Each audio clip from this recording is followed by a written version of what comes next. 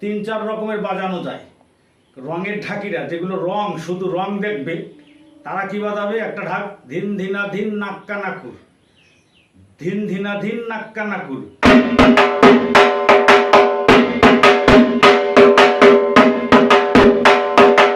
এইরকম বাজাবে, এই একই বল। এই একটা বল যদি আবার ভালো করে সুন্দর করে বাজানো যায়, সেটা কেমন?